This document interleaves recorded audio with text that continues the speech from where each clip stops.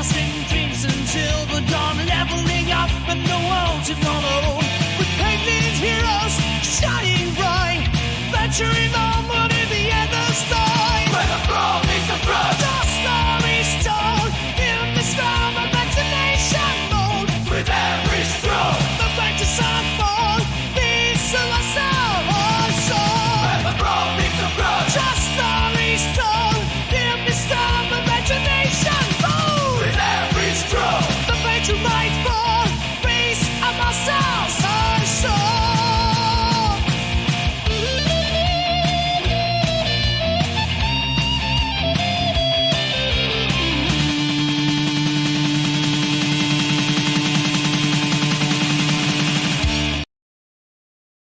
Yo, yo, yo! How we doing, people? It's Friday.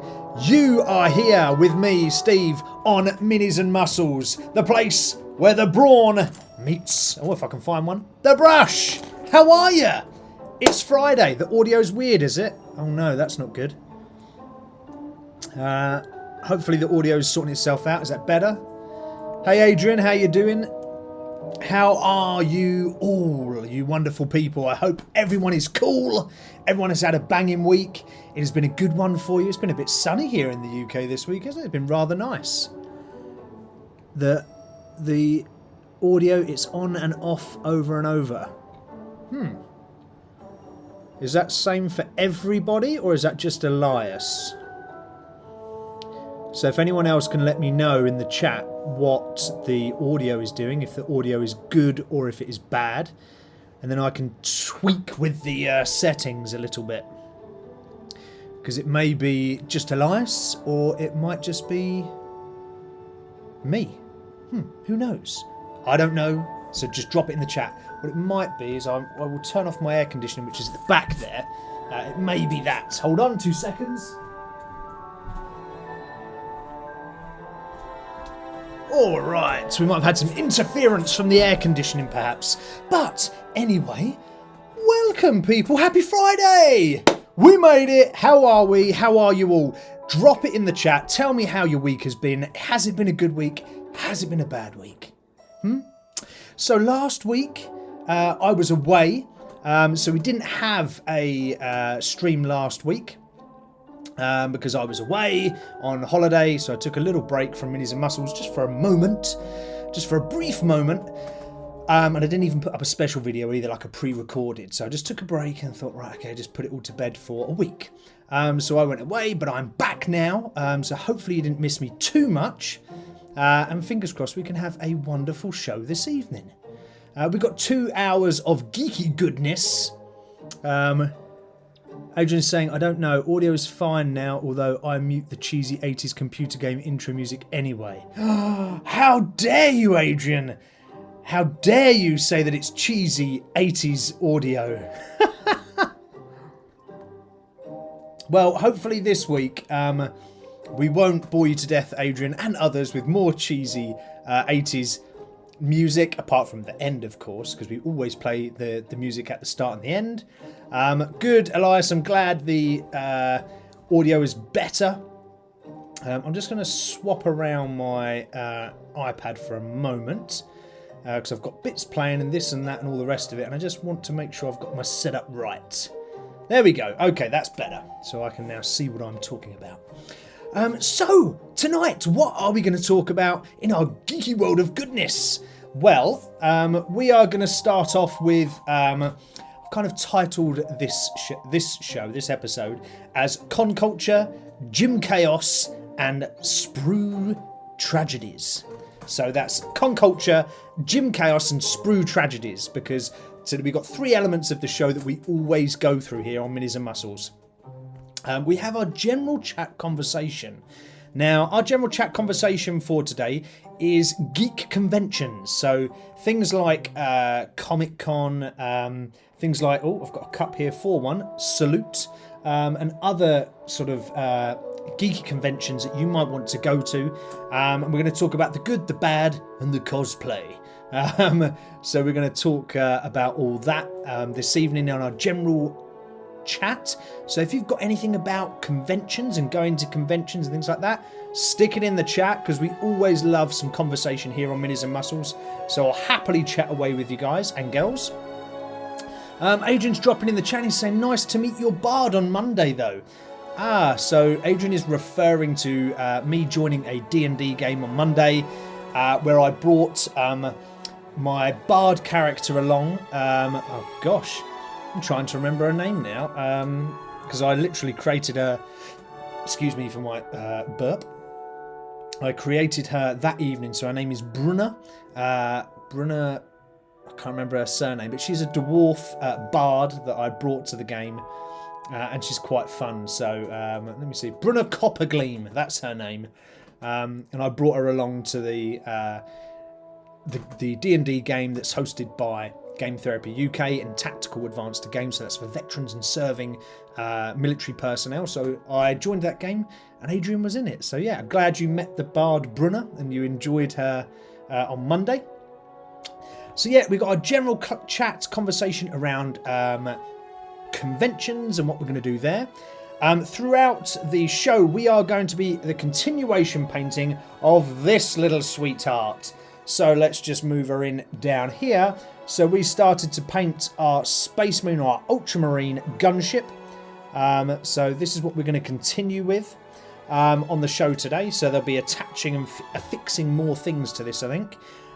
Finishing off the little top half turret as well. So we got that, the continuation work on there. During our muscle moment, because we wouldn't be Minis and Muscles if we didn't talk about a smidge of fitness. So Minis and Muscles this evening is about, I wanted to talk about a bit of a gripe, I guess, about fitness influencers and OnlyFans models ruining the gym. So yeah, we're going to talk about that in our muscle moment. And then we go on to our third segment, which is a new kind of segment we started running, is our hobby horrors. So that is disasters that have happened to us in the past or in the present around our hobbying. And today it's around the delicate art of cutting sprues, and I will delve into a little story for you for our hobby horror section. So apart from that, excuse me, that's all the show is going to be about today. I say all the show, but that is the kind of running order of the show. So, without further ado, have you guys and girls got your fresh water ready? And have you got your palette ready? So your wet palette and your water. Have you got your brushes and your files and your blooming cutters and your knives? All of that sort of stuff ready? Hope you have, because we're going to crack on with our gunship in a moment. But before we crack onto the gunship, I was just going to show you guys what I've been painting and what I've been doing sort of with my Sisters of Battle army recently. So, we've got a few things that I've been working on. And I've been working on these girls. They're not finished yet. The detail, fine detail needs to be done. But I have been working on these lovely ladies. I'll bring them that way, that's it. So I've been working on these lovely ladies. So this is a Sisters of Battle squad that I've been working on. This is a novitiate squad. So they're not quite fully fledged battle sisters. But I've been working on those just to sort of tidy them up and make them nice. What else have I been working on? Well, I've been working on this. This is a rather cool thing. So this right here is my Sisters of Battle Knight. So Sisters of Battle don't have an Imperial Knight, but the Imperial Knights can join Sisters of Battle armies. So what I wanted to do is I wanted to create my own Sisters of Battle themed Imperial Knight. So I bought myself a tank, a proxy tank of an Exorcist. So you'll see on the top it's got a little church organ on the top. And then I bought some parts of a Titan and I've bolted it all together, and this is what it looks like. Pretty cool, right? So that is my Sisters of Battle Imperial Knight that I've been working on. So I am going to paint this up in my own time, and not on the show, but I'll paint that up in my own time. And then I'll post about it, probably in the Discord or maybe on their Instagram, something like that. Or your pin vices. Tech heretic. Well, you know, the sisters needed their own knight, Adrian, okay? So what can I say? Well, I had to build it, all right? It was a non-negotiable, had to be done. So I built it just for a bit of fun. But yes, I am sure the tech priest of Mars will not be very happy with my abomination. So let me unplug that and throw that up there. No, didn't quite make it. Let me throw that up there so it's out the way. We've got our cable just in case. But this has been on charge, right, before the show. So if this cuts out during the show, I'm going to be absolutely furious. Elias is dropping in the chat. Hey, Elias. And he's saying, is it a knight or a tank? So it's both. So this is a tank and a knight. Let's see if we can swap this round. So I've got so many models on the table here. Let's change our view. Let's go to here. Or this one, actually. There you go. So you can now see that it is a knight that stands up. It's got 2 legs, but it does have a tank's body. So I've used the tank's body as the main sort of body of the knight itself. In the game, it will act as a tank. As a knight. That's the sort of premise of this. So let's just switch back here. So the premise of this in-game is to act only as a knight. So that is what the point of it is. Although it's got the church organ and bits and bobs on the top, that's really irrelevant. It's just to give it a sister's theme. But yeah, it looks crazy. 100% it looks crazy, and I thought it looked pretty cool. So that is what I'm working on in the background. So let's just place that beast over there, out of the way. So yeah, that's what I've been working on in my downtime. However, we need to get back to this little bad boy, don't we? And we need to remind ourselves of where we are. So whilst I'm reminding myself of where we are, I want you guys to drop in the chat, start firing away in the chat and telling me how your week has been. Have you done any geekery? That could be retro games, that could be building models, it could be painting models, playing games, board games, whatever it is, I don't care. Stick it in the chat now, get it in and tell me what you have been up to, because I'll be disappointed if you don't. So please do tell me what you guys and girls have been up to. I'd very much like to hear that, hear a little story from you all. And whilst I just work out what pieces I've got and what goes where. So. Oh, crikey, I'm throwing everything around. It looks top heavy. No, actually, it's balanced really well. It stands really well. Yes, the tank could have been shorter. I was considering cutting the tank in half, but then I'd have to cover the whole back that's open. So I thought, nah, sod it. I'm just going to go for it and throw the whole tank in. Right, so we need to make some guns on our... So we're at this point now in our creation. So we're selecting the guns for the top turret here. That's what we're going to do during this show. I did notice the one thing we haven't done is this little glass piece that needs to go on the top turret itself. However, this glass piece needs to be trimmed down. It's too big. It doesn't fit, so I'm going to do that off screen with a little power tool and just trim it all down. But we will carry on nonetheless. So what are we going to have? We've got a couple of options here. We have got plasma guns, we've got a rail gun, and we've got las guns. So I want you guys to decide what you want to see on this gunship. Do you want plasma guns, which are here? So let's just bring this forward a little bit. So we've got plasma guns, we've got rail guns, and we've got las guns. What do we want on the top of our gunship? Stick it in the chat. Go, go, go. Plasma, rail, or laser. And I will start to cut those out and get those ready. So let's see if I can find them first. Adrian is saying in the chat, though, I'm working on my monk's background and appearance for the Monday game. Ooh, nice. I look forward to seeing that. So I'm just going to find the right sprue. Elias is working on a demon. No way. There's some pretty cool demon characters out there, I've got to say. Friends of mine play some of the Chaos factions, And there are some pretty cool demon characters out there. So what we're going for on here, guys and girls, are we going for the sort of railgun, Gatling gun style? Are we going for the las cannon? Or are we going for the plasma? In fact, where is the plasma? I'm looking for the plasma now and I can't see the bloody thing. Oh, it must be on this sprue. Yes, the plasma's on this one. I see we voted for las cannons. Oh, did we vote for the las cannons? I can't remember, to be fair. Alright, but if it's las cannons, I will go with las cannons. Right, so I'm going to find the las cannons. Let's snip these out. Let's give it a quick job. Here we go. There's 1/2 las cannons. That one. There's that one. And then there's these ones over this side. So sometimes when you're cutting sprues, it is a bit of a pain. And that's why I thought I'd talk about that in our hobby horror moment. Because it's quite a fun little story. But yeah, you do have to be a little bit careful. Make sure your cutters are pretty sharp. But it shouldn't be too taxing. Right, so we need those, and do we need anything else? Yes, we do. We need 2 little covers that go over the edges. So, let's have a look here. No, not on that sprue. I believe it's on this sprue. Here we go.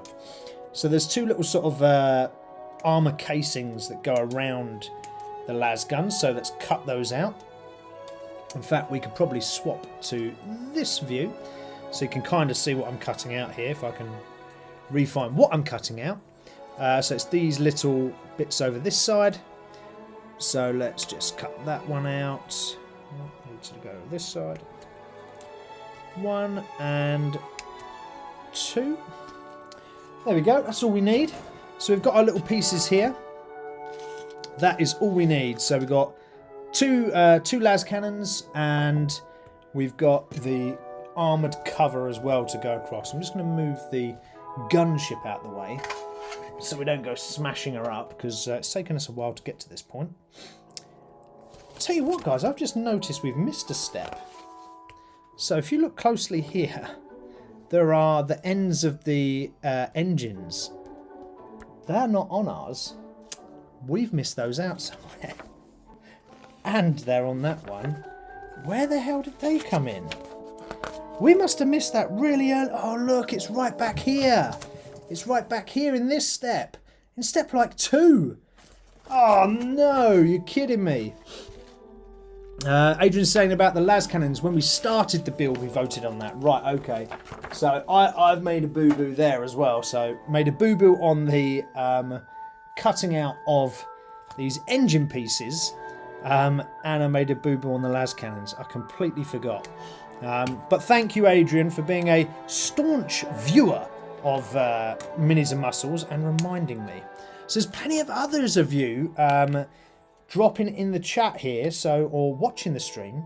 So don't be shy. Tell me who you are. Drop a comment in. Say hello. This is a super friendly space where we are here, so there's no judgment. We are all friends here. So please, please, please do say hello. Oh yeah, I broke my little knife, so I'm now just using the blade. So again, it comes back to silly little things here of cutting off all of the little sprue pieces. But anyway, let's crack on whilst we're making this and putting this together with our weekly topic. And our weekly topic is about conventions and going to conventions. So the good, the bad, and the cosplay. So that's our general chat. So if you've got any experiences with conventions, please do drop it in the chat. Tell us all about it, and we can have a good old natter. But what did I want to talk about? Well, there's a couple of few things about conventions I wanted to talk about. Because they are pretty good. Now, they're not perfect by any stretch of the imagination, but they are really, really good. So I've got a couple of good points, a couple of bad points that I wanted to sort of just flow through with you guys, really. Now, the first thing that I think is awesome about conventions is that you are around like-minded people. So the geek culture, as I've said before on the show, is a super friendly place. You know, you won't find I don't think, or I've not to this point found a friendlier culture than the geek culture themselves. Super friendly, very sort of non-judgmental, very kind, and accommodating. So if you're looking for a sort of safe place and a hobby activity, you know, and you're sort of just watching in and you're tuned in, the geek place is a wonderful world to do that. You know, we've got so many cool things in the geek culture that sort of classifies as the geek world, that brings loads of people together. And these conventions do exactly that. And all it does is it sticks, if you haven't been to a convention like Comic-Con or whatever, that it sticks everything that you can think of, from Pokemon to Warhammer to all the rest of these sort of hobbies, D&D, you know, just collectibles, retro gaming, everything you can think of into one hub, including just board games as well. It is fantastic. It is a bit overwhelming, so if you've never been and you're going to your first show, I have to say it is a little overwhelming when you get there, because there's a lot of stuff going on. So if you don't do great in big crowded places, you might struggle a little bit, but do take a friend and try it. There are quite often quiet rooms that you can go to, but they are a bit hectic. However, you know, it's doable, it's manageable, and you can get in amongst like-minded people like you, like me. Now, what's the point of that? Well, actually, in life, you want to associate and bring yourself around similar people, right, that like the same kind of things as you. So this is a great place to find those people. It might be that you're queuing up for an autograph with your favourite actor, and you just get chatting to the person in the line because they're excited and enthralled about meeting the same person you are. Or it could be that you notice someone buying something from a stand and you have a chat about them and they tell you that they've got 6 of the item already and it's the best thing since sliced bread. It's a really easy way to open conversations with people about a topic that you have a huge passion in. And these, you know, all these people that go as well are super passionate. So it's a lovely way to find new friends. And who doesn't want new friends, right? I think that's one of the most coolest things in the world, to get new friends. So there's plenty of energy around the room. You can feel an instant buzz as soon as you go into a convention of some sorts. There is an instant buzz and energy because everyone there is excited about seeing something. So seeing that and feeling that energy is quite a exciting time for yourself. It could be a bit daunting for some, but it is very, very, very much well worth it. So shared passions, what we talked about, is another thing that is awesome there. Finding like-minded people. And basically, apart from here, on this show, it's like a geeky heaven. It's like everything that you wanted in a place. So regardless of what your geeky passion is, you will find it at a convention. Unless the convention is narrowed down, like perhaps it's solely for Pokemon or solely for D&D, then you're limiting yourself to that one geeky topic. But, you know, there's still plenty there. So that's my first point. Here's a question for you guys. Who else has been to a geeky convention this year? Anyone watching been to a geeky convention? Be good to know. What do you say? Anyone else been to a geeky convention of late? No? Yes? No? Maybe? Be pretty good if you have. Drop it in the comments. Tell me if you have. I'd love to know where you guys have been. So me, where have I been the past year? So I've done a Comic-Con. I've done... I've not done the most recent salute, but I did last year's salute. I've done Contingency. I've done... oh, crikey.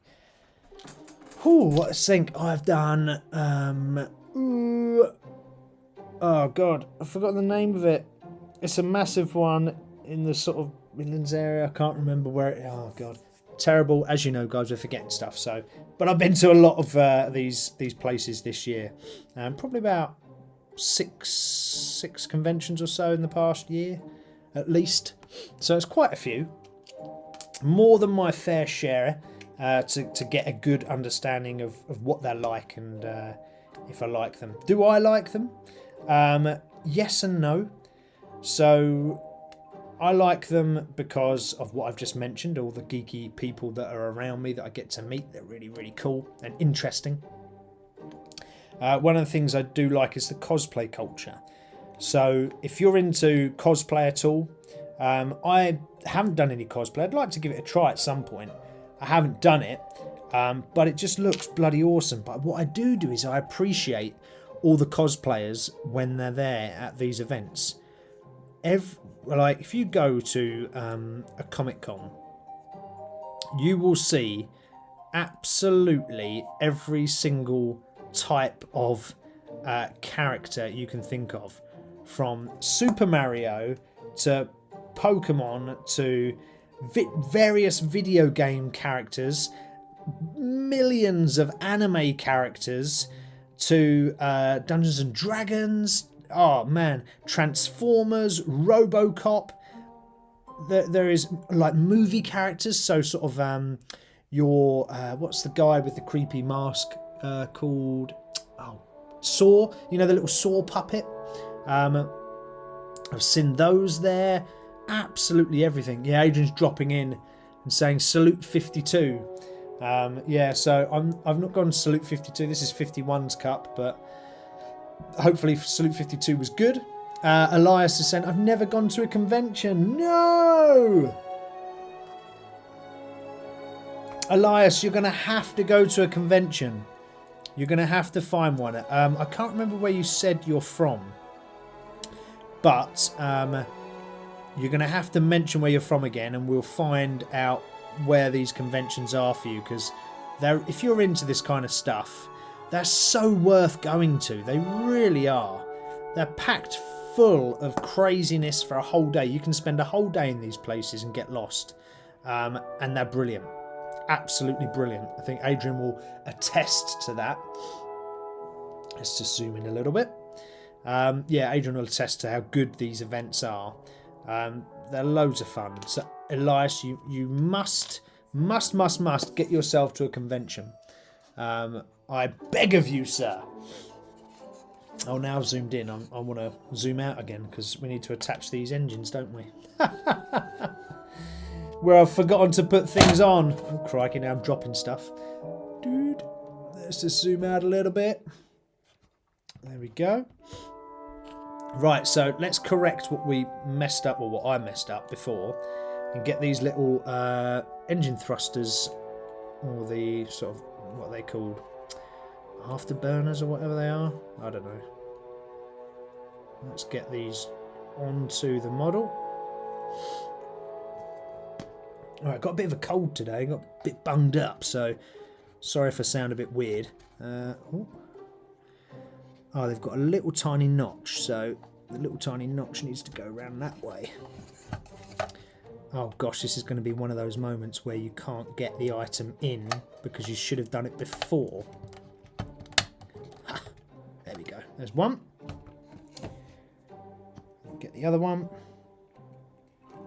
Just all I'm doing is lacing it with some glue, running it along the seam, just making sure there's plenty, P for plenty on there. Because the last thing you want to do is go a bit sparse and never get your... We'll find that if you go a bit too sparse, you end up with bloody bits falling off everywhere. That is not what you want. Come on. Now I've got to try and wedge it in there. Yes, I think we're in. Let's just check. Yep. Okay, cool. That's that done. We need to put them on the back now. So we've got these ones that go on the back, on here, like that. So let's get those done. Let's just run a bead of glue again around the edge. Doesn't have to be smart, doesn't have to be pretty. Just a bead of glue. Right, so. Should be enough. Alrighty. It doesn't look like there's any specific shape and pattern that these go on, so I can just slide them onto the end. Throw my light around as I am. There we go. So that's that part done. Now we bring ourselves back round to the front. Now that that's rectified. And we've got these little las cannons to bring on. So let's have a look. So we've got a little square, I don't know if you can see, but right on the, let's use my brush here, right on the end here, we've got a little square hole that these go into. So this square hole goes onto the side, the little side of the turret. We don't want it, because I think these move. Yes, they do. So we don't want to put too much glue on. You want glue into the hole, but you don't want glue all around the edge. So just get your glue nicely into the hole, but not around the edge. So what you don't want to do is the glue to go everywhere, and then you end up having to when you end up gluing the weapon itself. Is it that way around or is it that way around? It's got to be that way around. There we go. They just stick on there like that. See, look, and as you move them, they move up and down simultaneously. There we go. Oh, Elias is saying he's in Denmark. Okay, so we'll have to find some events for you, Elias. I completely forgot you was in Denmark. Apologies, but yes, I now remember. Oh, hang about. I think I might have made another cock up. I think those las guns are upside down, I reckon. Let's just get back to where we should be on the instructions. Yes, the las guns are upside down. Come on, Steve. There we go. Just pull them off quick. They should be fine to replace on there, like that, and like that. There you go. That does look better, actually. So let's get some of the glue here, and we just want to attach these little metal guards that go on the edge of the gun, which just makes it look a little beefier. Which way do these bits go around? They go flat panel facing forward. Okay, so it's that way round, I think. Sometimes a little bit finicky, but we'll get there. There we go. There's one. And let's do this one.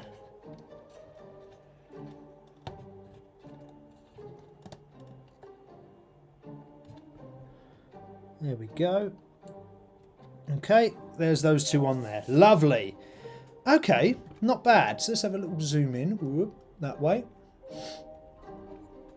So now you can see the two guns that are attached. Don't worry about the greyness. We're going to paint over those. It's just where I've had to rub the edges down. They've got their little metal part on the side, look. So they're looking good. We've got our engines actually affixed now. So that's good. Is there any more steps left, I wonder? Just want to check to see if there is. I think we might be done. Oh, there's one little step, I think. And that is attaching some... No, that is it. I think that is it. We've done it all. The only thing left to do is put it on the stand itself. Okay, sweet. So that's brilliant. Nice. So we've actually got quite some way here. So what we need to do now is mix up some paints. Let's talk about more conventions. And Adrian's saying about London Comic Con this year. Oh, man. I was thinking about London Comic Con. That is later this month for the UK.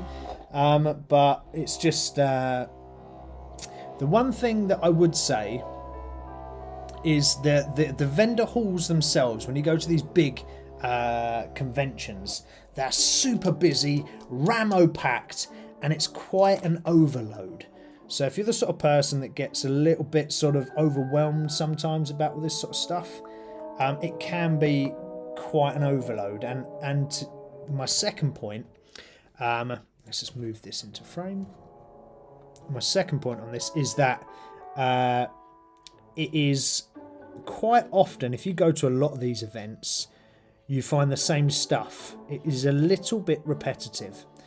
Now, given it's a little bit repetitive, I would say find one convention and do that one convention only. You don't need to do multiple, although it can be very... I got very sort of excited the first year I started doing them and I went to loads. That's absolutely fine. There's nothing particularly wrong in doing that, but it can get a little bit samey. So at some of these events you get the same you get the same vendors even, and you notice the same people turning up. Even the same cosplayers I've seen turn up to different events. So, you know, it is worth planning your year out and just taking your time and just getting used to it. Pick one and then just go with that for the year, and if you don't like that, next year change to a different one. That would be my advice on attending the events themselves. What we're doing now is just colouring in. I say colouring in like it's a felt tip pen, but we're colouring in the... I'm just going to move this around a bit. Give me some more space. Just colouring the metal parts that are affixed on the side of the guns here. Look. So we're just applying a little bit of blue onto those. Just so it matches the rest of the gunship. This is going to be a really nice piece though when it's done. And then after this, actually, it's going to be just detail.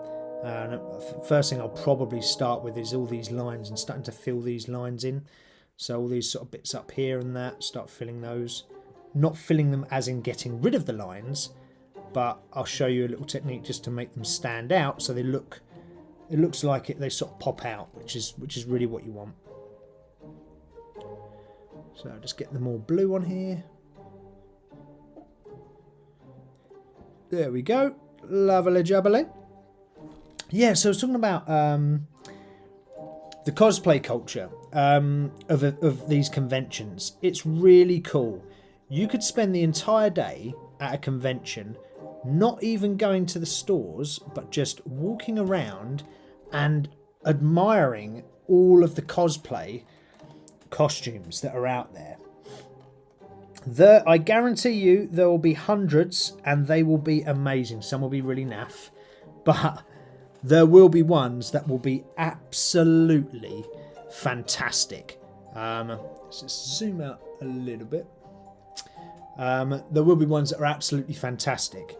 So it's really worth taking, when you go to these conventions, take a little bit of time just to appreciate. There's normally like a cosplay alley area where a lot of these cosplayers get together and they have little shows and they choose the best costumes and all the rest of it.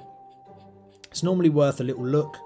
You know, and if you've got a favourite TV character or, you know, computer game character and someone's dressed up, they're always up for having photos with you.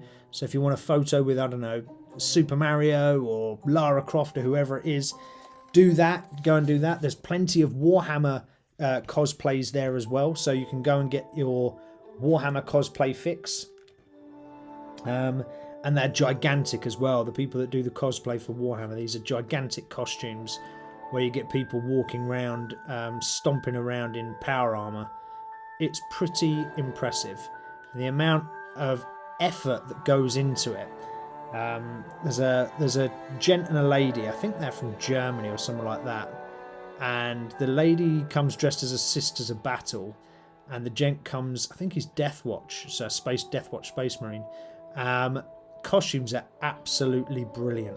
The attention to detail on all of the script that's written on the Sisters of Battle costume, or, you know, all of the sort of inscriptions on the Space Marine are absolutely spot on. They're really, really good. So if you appreciate things like the lore, people even adopt that into their costumes and make sure they're authentic. So it's a really cool thing to see. So, you know, make sure you stop off, is my advice, at the cosplay section and get yourself, just spend a little bit of time looking at the cosplay outfits, because they're awesome. Very, very cool.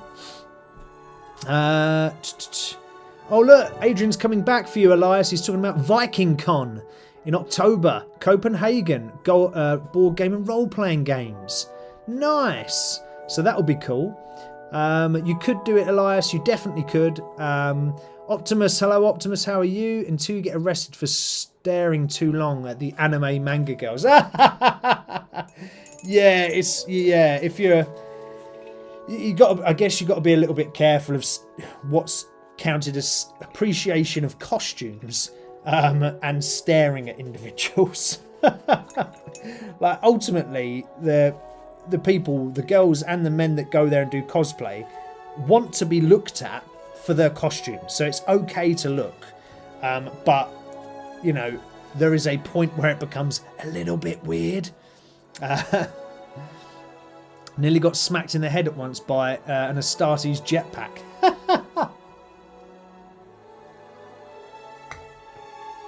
Some would say, Optimus, that's not a bad way to die. But yeah, it's pretty cool. The costumes there, I've never seen anything like it.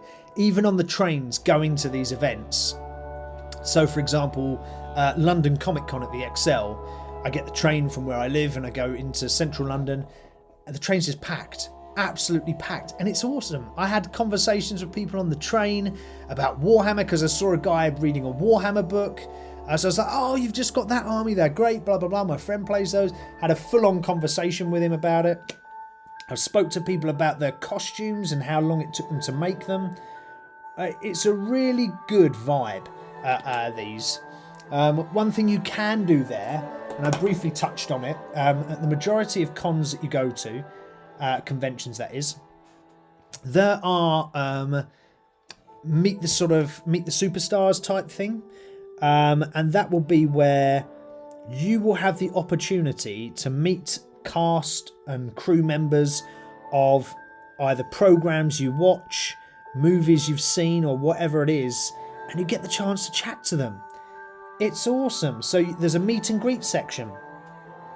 Get yourself along to the meet and greet. Obviously find out who is there in advance, but I guarantee there'll always be somebody you know. If you're a geek by nature, you will know of somebody in the meet and greet area. So I would 100% implore you to go down to the meet and greet and see people. Quite often they do things like signing sessions. So you can take along your, I don't know, say you've got a poster of your favourite anime character. You could take your poster along and get it signed by the person that does the voiceover for that character. That's epic. Or, you know, you might go down and find that there's a fan day. And one of the days of the convention is purely for the fans of, I don't know, let's use Critical Role. And Critical Role, because they were at Comic Con the other year. You can go down and watch those guys, and they put on an extra show for you in the sort of main event area, and it's really, really cool. I was very lucky, I got to meet the Critical Role cast when I was at Comic Con. Went and had a photo with them all. Did cost me a few quid, bear in mind, so it weren't for free. But I got a photo with them. That was pretty awesome. I did inadvertently sneak up to their VIP section and bust into their green room by accident. Didn't realise it was their green room. And a green room being an area where these sort of celebrities chill and relax in their own time, where in between doing all these meet and greets. And I went into their green room and I got promptly thrown out, but it was a hilarious moment. So it was quite funny. Look back at it now, hopefully they don't hate me for it and remember me as, because at the time I was carrying a very large dice that was getting auctioned, and it was a massive D20 full of other dice, and hopefully they don't remember me as that dice guy, you know, that ruined their day and, you know, got in their faces or whatever. Not that I was intentionally rude or anything like that, but You know, you don't want to upset the people that you know and love and you've sort of watched and all the rest of it. So hopefully they don't think that of me. Fingers crossed. So I think I was polite. Security guard weren't, though, for the Comic-Con area. He was an absolute douche. But never mind. So what else is there? At these conventions, there are panels and sort of speaking events. So there's loads of stuff that goes on here. And by panels, what I mean is there's often time where you can sit down on a chair and you can listen to someone talk about a geek topic. It might be me talking about painting miniatures, right? And it'll be me on stage for half hour. I wish I was on stage at half hour for Comic-Con. But it might be me on stage for half hour at Comic-Con talking about how to paint miniatures and how I got into it and blah, blah, blah, blah, blah. So there's plenty of people that are talking and giving advice on stuff, which is really nice, right? So it's well worth a little visit. Apologies for me moving out of camera angle here, but I've just got to get this tiny little area and it's bugging the poop out of me. Can't quite get the light. I still need to put some decent light above me. But yeah, so you can go and watch these seminars. There's things that I've watched in the past, like how to be a good dungeon master. What other ones were there? Stuff like combating mental health. You know, there's loads of really cool things that they talk about. It might be that it's Ian Livingstone, the man that, you know, sort of was part of Games Workshop when it originally started, and sort of has written all of the different books that are out there, like the fighting fantasy books and all of that, doing a talk about book writing and how to get into book writing and how to start. There's some really interesting talks. They're a bit like TED Talks, I guess, but about geek world stuff. I need to go that way there. So yeah, very much worth going down and seeing what they're talking about at the panels and sort of speaking area. So don't forget that if you go to a convention. What else is there? Here's the thing that you do have to think about, and that is the convention smell. Now, I love every single one of you geeks out there. However, I must say the smell at conventions is pretty pungent. So, I don't know why, but quite often there are people that don't always wash particularly well. So you go into these areas and they're a little bit stinky. And it's quite off-putting. So you kind of have to bear with it. So when you go, here's a tip. Make sure you wear plenty of deodorant and body spray so you smell nice. So you then in turn only smell yourself and not others, because it can get quite overwhelming. Yeah, the first time I went to a convention, I couldn't believe the geek smell. All I can liken it to is something in the UK. So in the UK we have a store. It's actually a computer game store called Game, and those have never got any air conditioning on, and they always smell really horrible. So it smells like that. If anyone from the UK is watching and has been in a game computer store, you know what I'm talking about. Those always smell funky. They always smell weird, and conventions are just the same. They always have that odd smell. Games Workshoppers. yeah. To be fair, I don't know why. Sometimes geeks are a little bit worried about getting a shower. Now, I'm a geek myself, so I can say it. And I'm not averse to getting a shower, but some people are.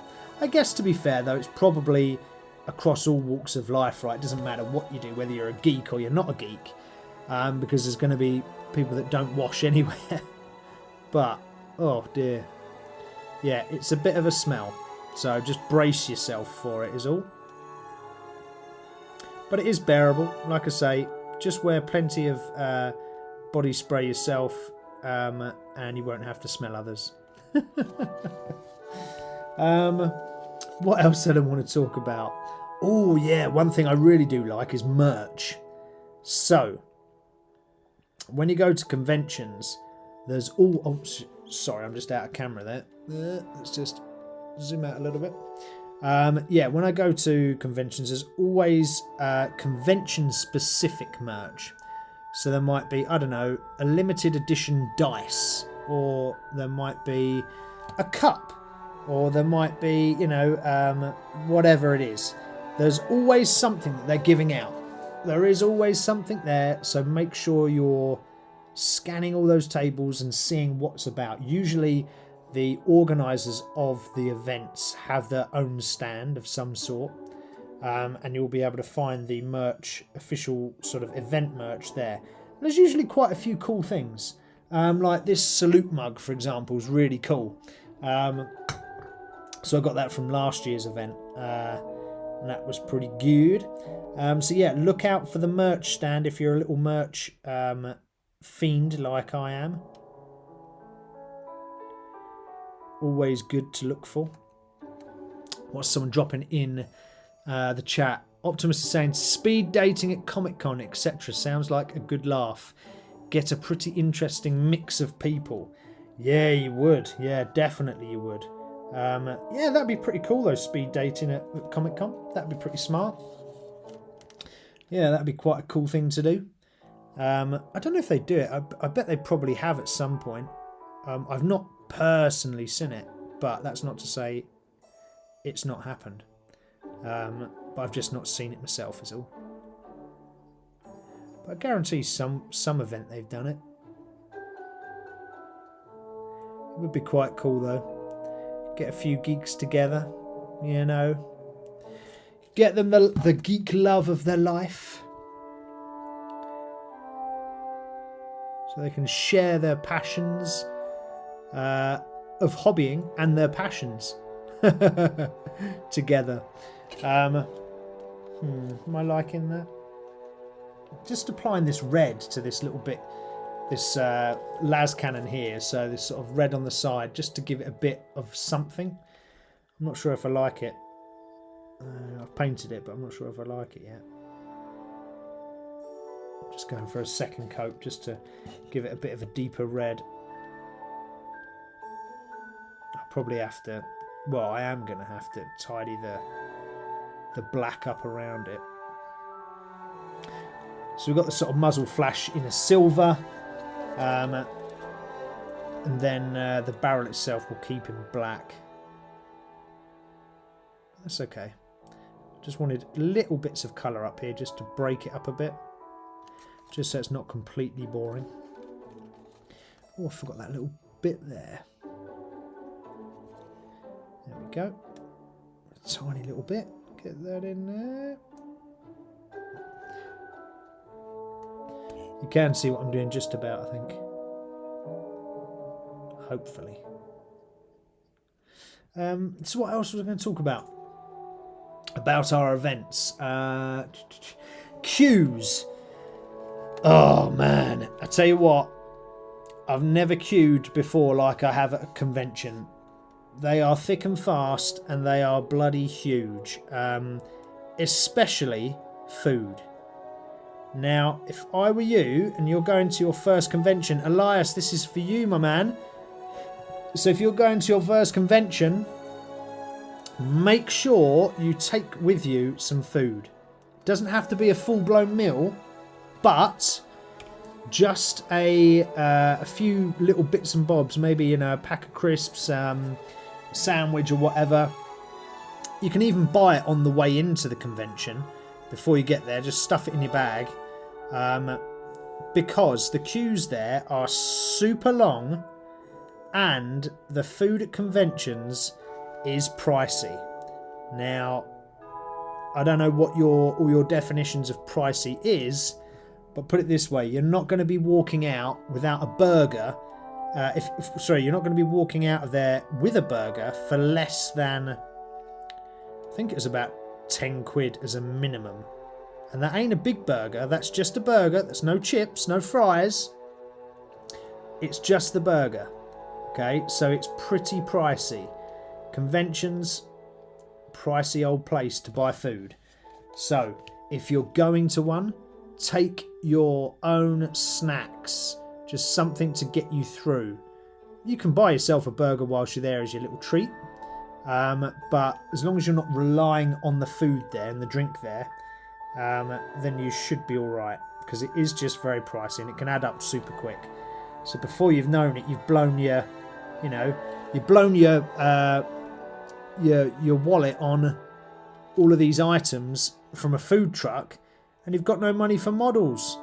And that would be a travesty.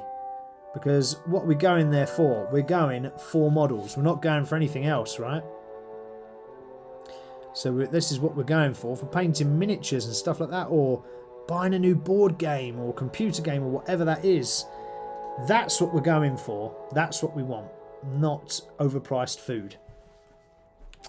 So what we got here? Red on the las cannons. Will the laser bolts go faster? Damn straight these lasers will go faster, Adrian. Red makes the shooters faster, don't it? What else is saying? Optimus, do they sell models at Warhammer World you can't buy anywhere else? Yes, they do. So the last time I went to Warhammer World, they do sell models that you can't necessarily buy at the shops. However, you should be able to buy them online. They do have a few rare things as well that have been taken offline. And they have the last few items at Warhammer World. So there are rare ones there that you should look at. And there's also, I don't know if it's still there, but Forge World. Now, Forge World is a part of Games Workshop that builds very expensive models. Like, they have got a massive one of these, and I mean like a huge one. So they do like very expensive sort of one-off things. They do all of the, you know, my Imperial Knight that I've just made for my sister's army. They make massive ones, Titans, that are like 3.5 foot tall and about £3,000, 3,000 British pounds to buy. So Forge World have some lovely models, but they are very pricey. So yes, there are some rarer items there that you can go collect. And you can also order on the Warhammer site and pick up in store if you're going to the Warhammer store. So there's plenty there to take a look at. It's a great place, Warhammer World, if you're going up there. Optimus, very cool thing to do. Again, it's not a convention, but you can spend the day there. They've got a restaurant and stuff, and you can go and play a game and all the rest of it. It's very cool. A spot of colour to break the eyes away from the massive blue. Yeah, exactly. That's the idea, Adrian. Just to give it a little bit of variance, just so it's not completely boring and blue all over. So that was the idea really behind the red here. It's just to catch the eye. That's all. Just to catch the eye and just to give it a little bit of difference. There we go. What else we got on the chat? Elias saying okay. Orestis, hi, how you doing? Sorry bro, I didn't see your post there, only just noticed it, so apologies. Welcome to the stream. Happy Friday for you, Orestis. Hope all is good. What else are we saying in this chat? The war, that's pricey. Elias is saying that's pricey. Yeah. Adrian's saying water too, as it will be hot. Yes, so it is pricey at conventions in terms of food and things like that, and water and drinks. You know, coffee's about £7 or something inside these conventions, so worth taking your own if you can. And yeah, water so that you can actually survive, because they are really hot. And I'm not talking about the anime girls again, Optimus. I'm talking about the temperature of the convention halls it does get really hot. Although they've got aircon there, it's not the best. So you will be hot and sweaty, unfortunately. So if you want to take your own deodorant, by all means do so. Very worthwhile doing if you're a sweaty kind of guy or a sweaty kind of gal. So we don't want to leave out our lady viewers. So I'm just tipping the gunship up here where I've just noticed I've missed a little bit of red on the bottom. Let's just fill that. Okay. You can't quite see what I'm painting from where you are, but I am still painting the right thing, trust me. Have faith, young warrior, have faith. What else are we saying in the chat? Optimus, I thought Forge World was done and incorporated into Games Workshop. Yeah, so it is, but it's got its own little store there. Or the last time I went it was, and I went 2 years ago. I'd have to check the website to see if it's still there, but Forge World is part of Games Workshop. It has its own little store next to the main Warhammer store. I don't know if that's still the same case, and if anyone's been to Warhammer World recently and can concur or not, but that was the case previously. Adrian saying Bugman's merchandise too in the bar. Yes, there is Bugman's merchandise. So if you go to the bar for food and drink, you can get a little Bugman's. I think they did beer mats, t-shirts, and some other little bits and bobs. So you can get your Bugman's merchandise from the bar. So just limited edition, I guess. Well, I don't know if it's limited. I say limited. It's probably not. But it's still fun. Still fun to get something slightly different. You don't see every day, you know, in every Warhammer store. It's nice to have something a little bit different. So that's cool to get. Arestus is saying, how long have you been working on this mini? I don't know, because it's difficult to tell, right? The problem I have when I'm doing these streams is I'm talking to you guys and talking about X, Y, and Z, and I kind of get carried away with that rather than cracking on with the mini. But how many shows have we been doing this one now? Maybe 4? I want to say 4 shows we've been doing this, so that would equate to 8 hours. So that's 8 hours, and that was from the build as well. So we took this model straight from the build, built it all up, and then obviously been painting it. So it's not a huge amount of time, really. It's a little bit, but it's not masses of time. So it's not too bad. Could be a lot worse, really. Some models, you know, you might want to spend a long time doing all the detail and stuff. So this is all right. This is all right, he says. Oh, seen a little bit of mist on that side. Make sure we fix that. You see here as well, as I'm painting, I'm not being, you know, super careful. I'm not being super fine on the detail. Just getting in the little bits that I can. And I'm not even using a sort of fine tip brush either. This is just a layer brush, a medium layer brush that I'm using. And as long as you're fairly careful with a medium layer brush, you can pretty much paint the majority on most models with this. You don't need a really tiny brush to paint 99% of a model, if I'm honest. A medium layer brush is probably one of the smallest you want, really. You might want one artificer brush for the really tiny detail, like eyes. But the majority of the time you can paint with one of these medium layer brushes. And they're one of the cheaper brushes as well. They're not too expensive. Right, okay, so that's that done. Cool, so there's just a little bit of red on the las guns there. Just to give it a little bit of difference. There is on the side here, you can't quite see them, but there's some little cables, which I'm going to paint, I think. I might find like either a bright blue or perhaps an orange and paint those that colour. Just again to stand out and look slightly different. What else are we saying in chat? Adrian's saying the Forge Rod shop is still there. Oh, cool. Okay, so that's good. It's nice to know the Forge Rod shop is there still in a Warhammer world. It is a very good little shop, so do pay it a visit if you are going. Bugman's pint leather tanker, which is on my desk. Oh, nice. Oh, so we're at the halfway mark of the show. At the halfway mark of the show, we always come back to my face, which is here, and we talk about our muscle moment, because it wouldn't be Minis and Muscles if we didn't talk about fitness for 5 minutes. And what are we going to talk about fitness for in this 5 minutes? So I want to talk about a bit of a bugbear of mine. Not a bugman's, but a bugbear of mine. And not the race in Dungeons and Dragons either.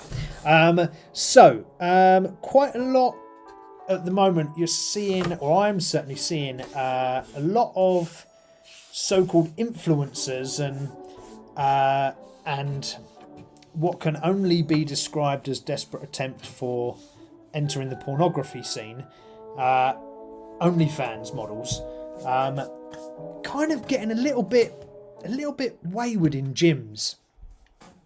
You see a lot of these posts, and one of my favourite creators is Joey Swole. Watching him, I don't know if anyone's seen him, but he sort of calls out people for inappropriate behaviour, and these people take up loads of inappropriate behaviour. It's not good.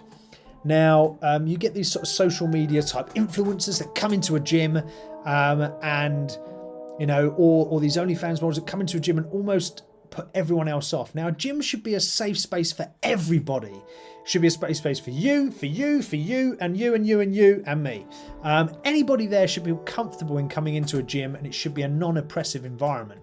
Now, when you've got people with cameras up and doing weird things, it's just not nice. It's like if I went into the gym in a Borat mankini. That's inappropriate. Nobody wants to see that. It's weird. Why do it?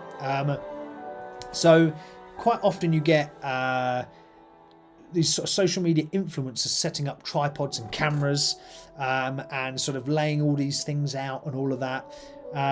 And it just takes over the gym equipment and makes it for awkward to get past, and you don't want to get in their camera, you don't want to be caught on their video. It's kind of weird. It sort of makes the gym become a stage, and the gym is not a stage, it's a place to train. I don't go there with perfect hair and, you know, perfect clothes. I go there in my old crap clothes. I go there looking like an absolute mess, and when I work out I pull horrible faces. I'm sweating bucket loads, I'm red in the face, and I'm going ugh, as I'm trying to push weights. I'm not too loud, I don't gurn like a madman, but you get the point. It should just be a place to work out and get fit, not promote yourself in whatever you are doing. The real negative aspect of this is quite often these influencers or OnlyFans type models then go into these places, and they generally cause awkwardness and sort of body type pressures. Oh wow, what's that? That's cool. It causes awkwardness and body type pressures on other people that are there. And like I said, it doesn't matter whether you are ripped or whether you are overweight. It doesn't matter. The gym is for you. And you shouldn't feel pressured or upset by other people that are doing all this weird stuff, you know, wearing inappropriate clothing, all the rest of it. I'm just a real massive unfan of all of that crap. So I kind of just wanted to whinge about it because I saw some of it and I was like, oh no, this is not good. So safe space matters. This is another point about why I wanted to talk about the gym, and because I'm a big advocate of mental health, physical health, and the two sort of collide, right? And the gym should be a mental and physical safe space for you to enter as an individual to go and work out for your wellness. It's not for promoting crap, it's for wellness, from the body into the mind. So I want a gym to be, and if I was a millionaire, I'd start my own gym and ban all cameras. You couldn't take your phone out. If you want your phone on with music, great, put it in your pocket. If it comes out and you're caught, walking around with it and all the rest of it, you'll be banned. Because everyone should feel like they deserve to be there, and I wouldn't want anyone to feel uncomfortable in my gym. That's for sure. They don't want to walk into a gym feeling like they're on a catwalk and they're being filmed or they're in someone's shot. That's just really uncomfortable. So my big call is for respect and balance in the worlds of gyms, so that people can feel like it's a safe place, train and become fitter and more balanced in their mind and body, rather than worrying about what they look like, who's watching them, who's giving them a thumbs up, and all the rest of it. Like, I do this stream, for example, but I do this stream for you guys, and for me, actually, because I quite like just painting my models, chatting to you about just loads of random geek stuff, and I don't do it for a million likes. You guys have seen how many followers I've got or subscribers I've got. You guys see how many people watch the videos. Not a load, but that's fine by me. Absolutely fine. I just love promoting this world of geekery and painting to you guys, and that's how the gym should be. So there you go. That's my whinge of the day in the muscle moment. Back to the painting, because it's far more interesting about painting, isn't it? We don't want to talk about all that crap sometimes. So it's Friday. Some of you earlier were dropping in the chat talking about what you're going to do this weekend. So is anyone else online that wasn't earlier and wants to share with us what they're going to do this weekend?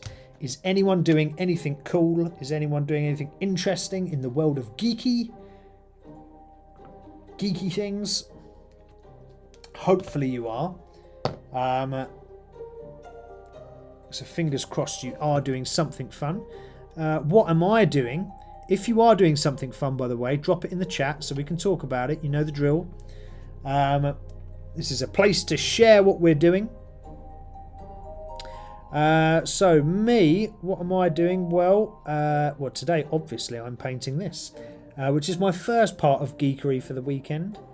On Sunday, I'm playing Warhammer, so I'm playing Warhammer with my buddies. I did play earlier in the week, and the sisters got beat. Ugh.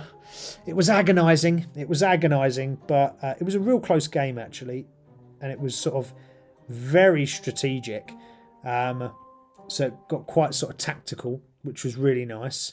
And it was, I think, it was really close by the end of it, but I couldn't mathematically win because of the available points. I think we were on very similar points, but the next round would have meant that the other player would have gone ahead even further and I wouldn't have caught him. So we stopped at round 4, which is fine. But it was a really good game. And we played a lot of the secondary missions as well, which makes the game far more interesting. So if none of you have played secondary missions in Warhammer, they're well worth exploring, because it just gives a slightly different dynamic to how you play. Because rather than going in to play Warhammer to kill, you actually go in with a lot more of a strategy-focused mindset, so that you score points and don't just go and kill. So it's very nice. I very much enjoyed that game, even though I lost. And I did say to myself as well, the first year of playing Warhammer, I'm absolutely happy with losing every single game. Because you've got to learn. And you learn the most when you lose. You don't learn necessarily when you win.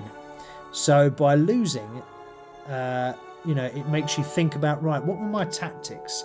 So last week I thought, okay, well, my tactics were X, Y, Z. I came back after the loss and I revised my tactics and looked at it and thought, okay, I should do this instead of that. I should change this with that, and just make a few revisions, which is what you want, right? Let me just move this around a bit. So what are you guys up to this weekend? Sunday I'll be replaying Warhammer, and it'll be a 3-way game. So it will be 1v1v1 at 1,000 points each. These games always are quite quick and quite, well, not massively quick actually, but they're always massively interesting because you have this sort of feeling where, especially if you're the player that's in that middle position on the board, that you can get trapped and sucked into a battle on two fronts, and it's really difficult to get out of. So it's quite a cool little dynamic to play in. I quite like it. Even when it is hard, even when I get the middle position, it's still fun. And what I found with those games is it allows you to try out new tactics. So when you're not so sure about X, Y, Z, you can just give it a go, and if it works, it works. It doesn't matter. Just go for it anyway. So that's what I quite like about these games, and they're friendly too. So here we go. Just want to make sure I'm getting that little bit there. Okay, cool. So I think the little las cannons are looking good. Oh, I did say I was going to paint the cables, didn't I? So back to our general conversation. Oh, let's just go back to the chat first, actually. Orestes is saying, me and the boys are playing D&D tomorrow. Whoop, whoop. What game are you playing, Orestes? What campaign are you following? What are you doing in that game? Tell me all about it. I want to know. And tell me what your character is, Orestes. What is your character? My recent character that I'm playing is a dwarf bard. Female dwarf bard. She's cool. She's called Brunner. Brunner Coppergleam is her name. What is Optimus doing? Optimus is watching Nosferatu tonight and then off to Wembley for the FA Cup. Oh, very nice. I don't even know who's playing the FA Cup in Wembley. Haven't got a clue. Haven't got a clue, unfortunately. Sorry, dude, if you're a massive footy fan. I don't mind football, but I don't know much about it anymore. Oh, we need to paint these little guns down here as well, peeps. Let's do those as soon as we're here. We've got the red out anyway, so we might as well put some colour in them.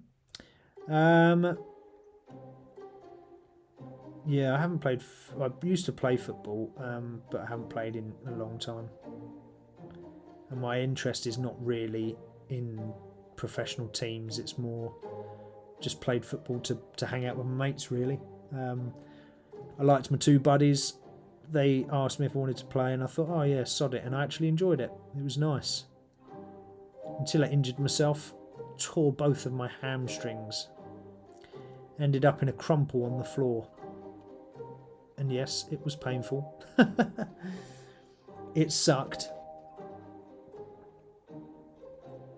And then I had the doctors at hospital tell me that nobody tears both of their hamstrings at the same time. And I said, I have.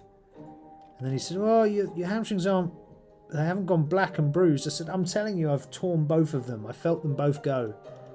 And then he sent me away and told me to come back if they bruise up. And next day, what was it? Black as hell.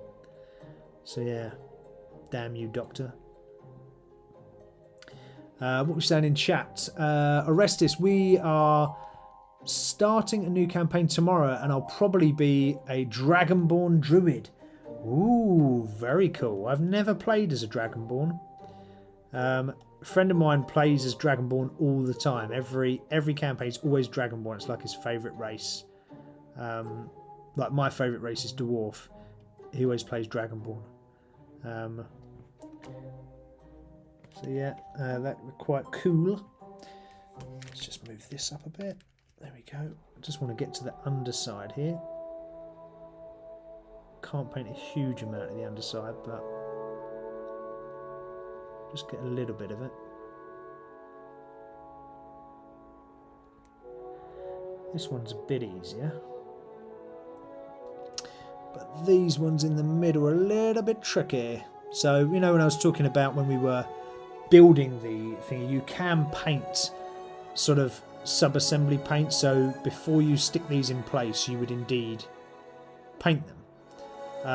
Now, that's all very well and good, and you do get a nicer model. I've done that previously on lots of different models. But the only difference is time.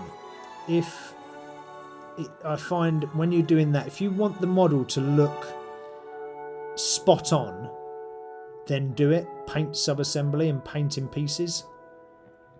So if you've got maybe like a lead character, say you've bought Rabute Gilliman for the Space Marine Ultramarines, right? Who is a main character, or you've bought Mortarion for the Death Guard.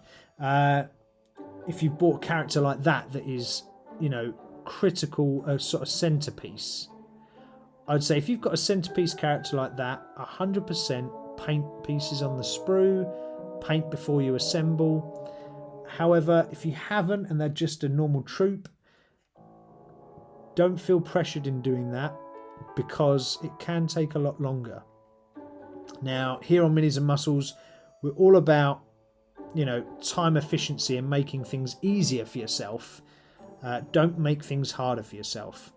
So do take the approach of assembling then painting. It is quicker. It will save you time. You just might not get the perfect finish. But who needs a perfect finish? You only need a perfect finish if you're, you know, painting for the Golden Demon Award or something like that, or, you know, you're painting because someone's paid you to paint their army or something. So you're doing a commission piece. That's the only time you need to paint perfect. The rest of the time you're painting for you, and you know, you want to get the model on the table. You don't want the model to be in your painting room forever and ever. You want it to be on the table and looking awesome. So, you know, just get it painted as best you can in the quickest method. And, you know, the quicker method will be, like in this case, building it, then painting the bits you see. And I agree, there'll be elements here on this exact model that you won't be able to see. So what does it matter? Just get it painted, get it on the table and play the game and have fun. Don't stress yourself about making things perfect. You know, some people might be a perfectionist. Absolutely fine, you can be a perfectionist, but you don't have to be. It's more about the fun. And sometimes playing Warhammer, for example, or even D&D, let's use D&D as the example, being a perfectionist doesn't always attract the most fun. So I've spoke about this before, about creating characters in D&D, and actually creating a character that is theoretically super powerful, you know, and well planned out, isn't always the most fun character to play. So for my recent character Brunner Coppergleam, she's not the most powerful character, far from it. She has one or two good skills, but certainly in combat she's not all that. I could have created her so she was far more effective, but actually it doesn't always make the game more fun. So, and the same as painting, make it as fun for you as you can.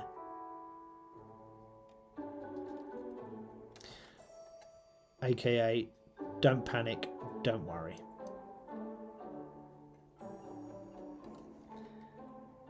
So even here I'm painting these little bits and I can see little gaps and stuff, and I think, well, who is honestly going to look at that part of the model? You know, nobody. So it's okay. It's okay to miss little bits here and there. It's not a disaster if you do.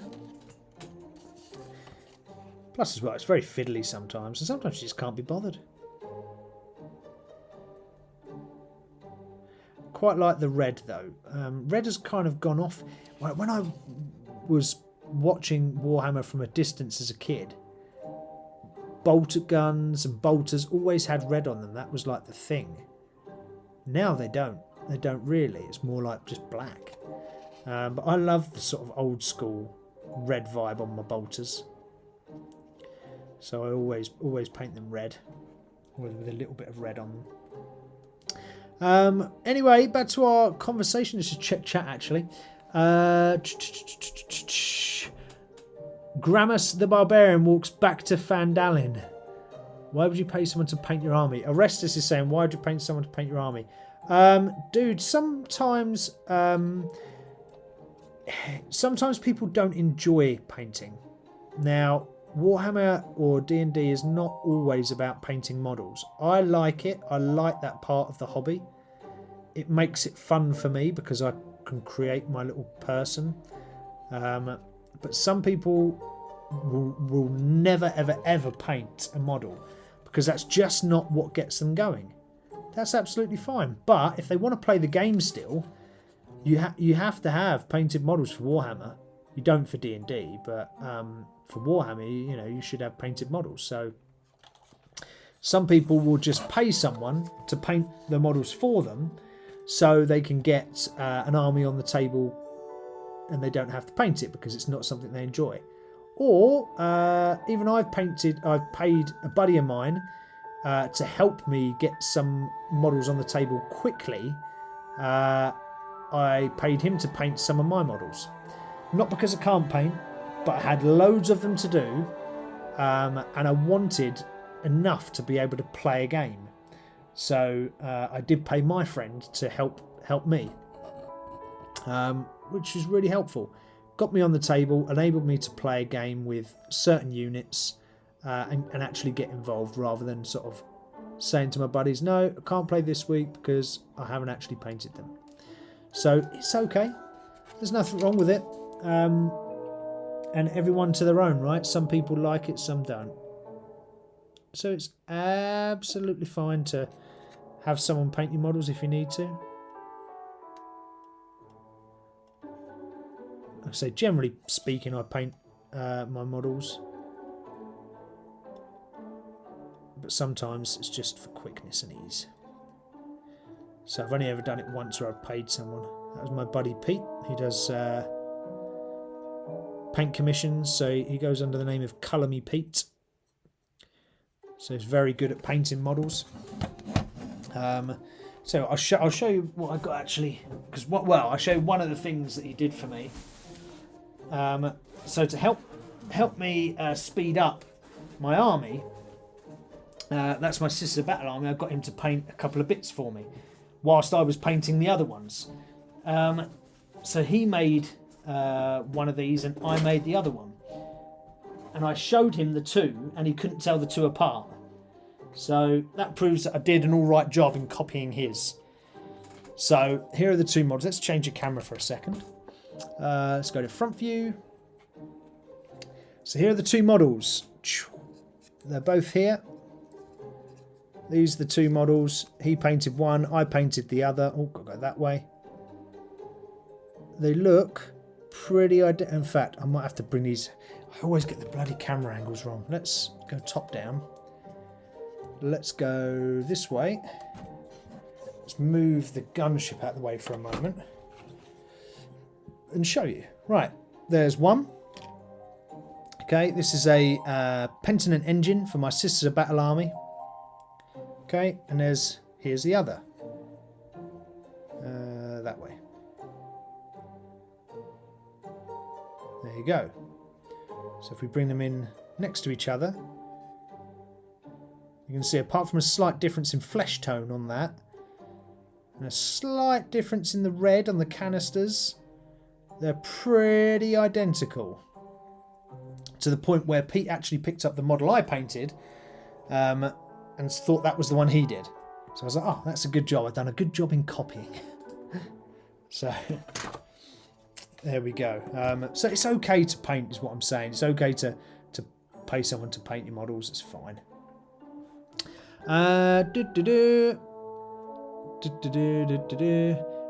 Yeah, so Adrian's saying, perhaps you aren't a great painter. I'm a converter but hate painting. I hate painting grey armies. Orestes is saying, I haven't even played the game, I just paint the minis. Yeah, so that's how I started Orestes. I hadn't played the game ever in my life. Never played it. I only started playing the game this year. All before then, it was just painting the models. And I started painting the models because it was a good outlet for my mental well-being. So there we go, there's those ones done in the red. I'll just do the same this side. Yeah, so I found painting models really therapeutic, and it helped me in times where I just needed that headspace. So painting models is a great thing to do. Let's just swap cameras. Here we go. Yeah, so I only ever used to paint, and then I decided that I would play the game, and that's when I bought my Sisters of Battle, and that's when I started playing. Oh no, it wasn't this year I started playing, it was last year. I forget we're almost halfway through bloody 2025 now. Absolutely crazy. I'm just going to move that slightly back. There we go. Now I can turn this round. Yeah, I can't believe we're not halfway through 2025. It seems kind of mad to say that, but we are. Don't worry where I'm going over the edge as well. I'm going to come back and finish these in detail. So we'll put the black where it should be and get those all sorted. This is just now, it's just getting the red in place. So we're just slapping the red on. Not being afraid to get it in place there. What else I want to talk about as well? Scrolling. I kind of touched on it earlier, but I thought I'd bring it up again, is introvert overload. So when you're going to conventions and these sort of crazy events, it can be quite an overwhelming thing with the amount of people, with the noise. It is quite mad. So just be aware of that fact, and if you are someone that struggles in that way, just be prepared to take a breather. It's not a problem to go outside, take a breather and come back. The con isn't going to go anywhere, the convention is not going to go anywhere. You can come back to it throughout the whole weekend. Normally they're on the whole weekend. You can come back to it at any time, and you can go and, throughout the whole day. So you can take an hour break if you need to, or find a quiet place. Quite often as well, these events provide safe spaces or quiet places for people that do find these kind of things difficult. So again, take yourself to those places. Go find them. They'll be there. Just take that break, that moment for yourself. The cost is one thing I wanted to talk about conventions. Only thing I'd say is, well, it's not the only thing, but one of the negative points about events like this, conventions, they are a tad pricey. They are not cheap. They are quite expensive for the day, or as some of my friends say, is spenny. They say the word spenny for expensive, which I think is quite a funny word. But yeah, it is quite expensive. So you can find yourself, paying a lot of money to go to an event. 50 quid or whatever it is, 60 quid, maybe more if you're sort of taking a VIP package or something. So they are pretty pricey. So just set a budget, and once you set your budget, stick to it and promise yourself not to go over it, just because you don't want to put yourself into put yourself under financial pressures just to attend an event. Always think about spending safely and within your means. So when you get there, there'll be loads of things that you want to buy. So here's the next part. There'll be absolutely everything that you can think of at conventions. Like I say, from board games to video games to collecting items to D&D to Warhammer to any other TTRPG, it's all there.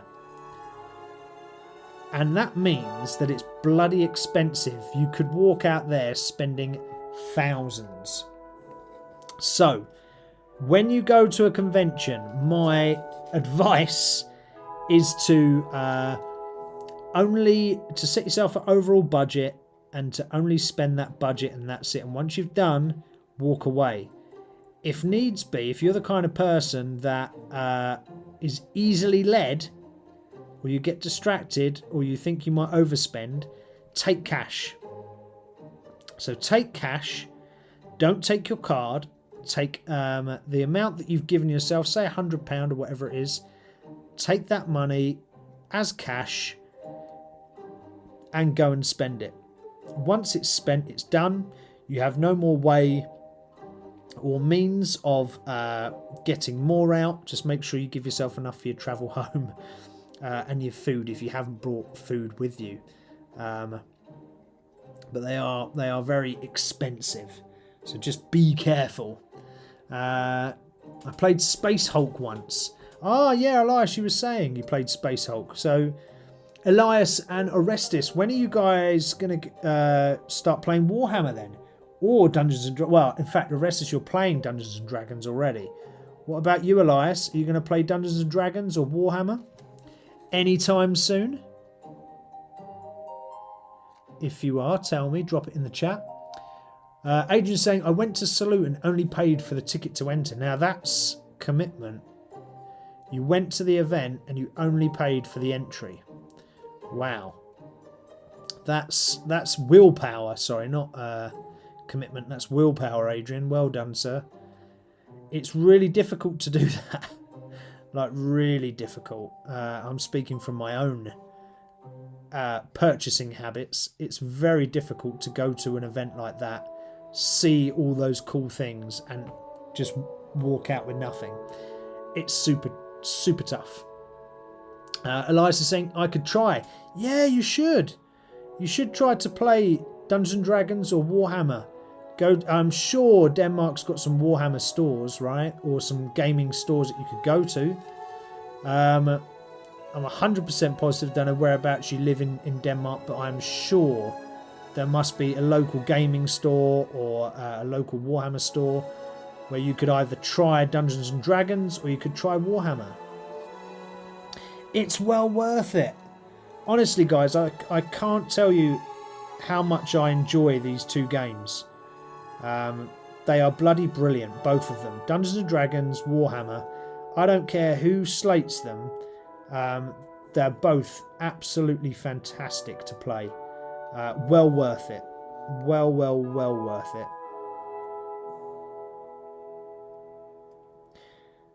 They're very good.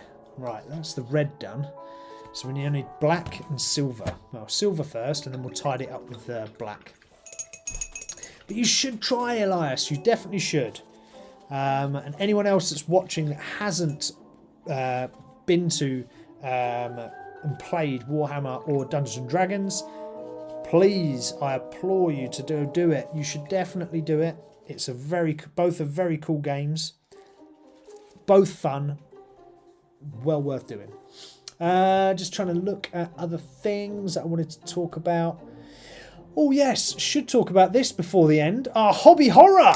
So let me swap over to our front view so you can see my face, this face, and we should talk about the hobby horror moment. So maybe we should change the music slightly. There we go. We should up it a bit. So, hobby horrors. What do we mean by hobby horrors? Well, this is the point of the show where we talk about things that go wrong when we're doing our hobbies. That could be a range of different things. It could be that last week, with the last show that I did, where I spoke about dropping a load of Nuln oil, this stuff, shade everywhere. It could be absolutely anything that goes wrong. It could be that you drop a model and it snaps and breaks mid-game. Okay, but this week, because we're cutting from sprues, from these things where all the little plastic bits come from, I wanted to talk about sprues and the delicate art of cutting your sprues. Well, it's all about really what happened to me this time. So this was quite some time ago, maybe 4 years ago, something like that. And I had these models together, and I was still only just painting them at the time. And I was going through, and I was just cutting everything out, cut, and I wasn't paying attention. Now, some of these sprues have these like little notches, like here, for example. This notch is not meant to be part of the model, it's just a notch. Okay, but defining the notch and the model is sometimes quite difficult, and I'd not had a lot of Warhammer models 4 years ago, and or not a lot of plastic Warhammer models, should I say, and I went through a box set, and I was cutting these models out because I was going for it like fast. I wanted to build this set, cutting them out, and I cut them all out, laid them all out on the table so they were ready for the next day, took the sprues, threw them away, got rid of them completely, right? Threw them away in the bin, and excuse me, next day come to put it all together. Oh, it was a nightmare. It was a hobby horror moment, because following the instructions, I then realised on the bottom of all the feet of the characters, I cut away this really important bit that holds them in place. And I cut away some other bits on the models, and I was like, I think it might have been an arm joint or something like that. And then I was like, no, I've just cut it away and thrown it. So I was in the bin, diving through the bin, trying to find the lost sprue. Here it is, trying to find the lost sprue. I did manage to find, I think, not all of them, but maybe one of them was just covered in food or something like that. But I did manage to find some sprues, and I did manage to fix the majority of them. But that was my moment where I didn't pay attention properly. Sometimes sprues are a little bit confusing, even for people that have been doing the hobby for years and years and years. Arestus is saying the same exact thing happened to him with his first mini. Yes, it does happen. It's really tricky sometimes, like really tricky. Because the little notches and the little bits that you should keep, shouldn't keep, it's quite difficult. Sometimes instructions aren't very well written. So, beware. Because that was my hobby horror. Make sure to that end that you've got the right tools. Make sure you've got your cutters. Make sure you've got your little sort of hobby knives. And it's not broken, like my hobby knife is broken. Make sure you've got your hobby knives. Make sure you've got all your correct tools ready. Even things like little files that you can file down all the edges. So make sure you're prepped. That's the first thing to do. Second thing to do is never cut too close to the model piece. If you think that you are too close to the model, just come back a little bit. You can always take more off, but you can never put more back on. Or you can, but it's very difficult if it's a tiny little piece and you're trying to glue it in place. Oh, Elias is saying, I dropped my Warlord Titan at New Year's Eve. No! That's horrible. Epic scale one. Yeah, that's no good. Oh, dude. Adrian's saying, do you step on any spiky sprue? Yes, I have stepped on spiky sprue, Adrian. So I have like cut bits off, and where you've cut a little tiny bit off and you've not noticed it's dropped to the floor, and you've gone and stood on it. Ah, killer. So do beware of spiky sprue bits. So what you can do as well, and I've talked about it before, is rather than cutting, you can snap. So quite often, let's just look at these little bits here that are left. So there's a couple of little bits left on the sprue. What you can do sometimes, depending on what piece they are, is you can slightly wiggle them and break the plastic bond, and you can twist and snap them off rather than cutting them. Just be careful, because it's not always the best way to do it. But you can do that. That's one way of trying to avoid cutting things you shouldn't. Label confusion. Sometimes Games Workshop instructions and WizKid Mini instructions, and whoever you buy your miniatures off, the instructions aren't always that good. I had one where it came with no instructions, apart from this online PDF that wasn't very good at all, and I had to use a lot of green putty to make it work. But my point is, sometimes the instructions are confusing, so just take your time. That's the only way around it. And if you make a mistake, don't panic. There's always a way to solve it. And then, you know, ultimately, we do have good old glue. You can just glue, regret, and move on. So you can glue something in place, you know, take your file it back down, and then move on to the next thing. Don't get hung up about it. It doesn't matter. It's just a hobby horror. That's all it is. Just a hobby horror. All right. So today's hobby horror was sprues. What is your worst experience? So Elias is saying he dropped his Warlord Titan, his epic scan, and snapped it in half. That's a horrible, horrible experience. Orestes is agreeing with me. He's saying the first thing that happened is he cut the sprue in the wrong place and then couldn't fix his mini back together. Adrian's talking about stepping on spiky sprues. Anyone else out there that's talking about any hobby horror moments relating to sprues? Drop it in the comments. But apart from that, that is a victory for us. There you go, some victory music. So, back to the main part of the show. So we've had our muscle moment. We've had our hobby horror moment. Just a hobby horror, yep. And we're now back to the last part. So we've got like 5 minutes or so left of the show. So let's continue with our lovely gunship. So what we need now is some silver, wasn't it? I think I said silver. So we're going to just get that paintbrush ready with a special lick. Make sure in our wet palette we've got some silver, which we do. And we're just going to start to apply some silver to these bolters on the side of our gunship. So nice and simple, running the silver over the top. So with the last 10 minutes of the show, if there's anything that you guys and girls want to talk about, drop it in the comments. Let's chat about it. We've sort of talked about conventions today as our sort of main theme of talk. So, you know, good points, bad points, what you should try to do on your first one, what you should try to avoid. We spoke about our muscle moment about stupid fools in the gym taking up space and sort of changing it from a safe space into a horrible space for us.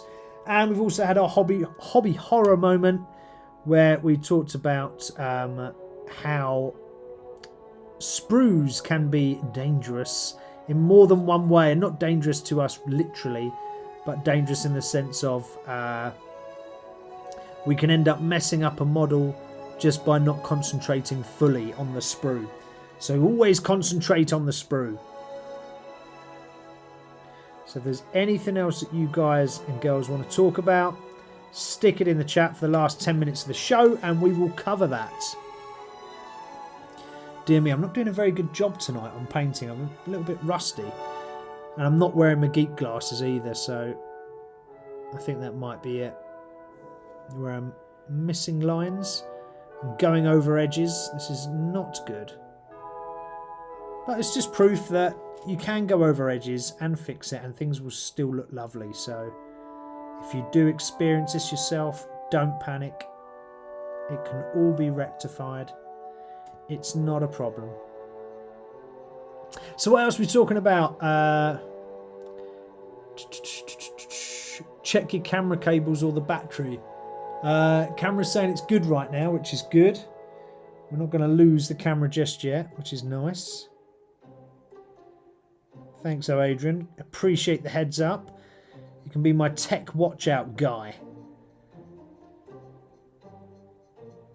What else are we saying in the chat? I'm building my first model that uses glue right now. It's not going great. Oh no. Why is it not going great? Orestes, tell us why. It would be good to know what's going wrong with the model. There might be something I can sort of guide you on or help you on. So if there is a problem, tell me. Is anyone going to the gym this weekend? Is anyone doing something for their body as well as their mind? I shall be going to the gym tomorrow morning. And I shall be going Sunday. because this week is a week back from holiday for me, so I didn't get as many gym sessions in during the week as what I wanted, so I shall catch up at the weekend. So hopefully you guys will be getting out there. What we're saying in the chat, it's not going great. Eli's saying nice. Oh, me. Building a dreadnought and the damn arms just don't fit. Oh, okay, so what kind of dreadnought are you building, Orestes? Are you building one of these dreadnoughts? So just bring him into the camera. You bring in one of those? Is this the one you're building with this type of arm? By the way, I bought this model secondhand, so excuse the undercolor paint.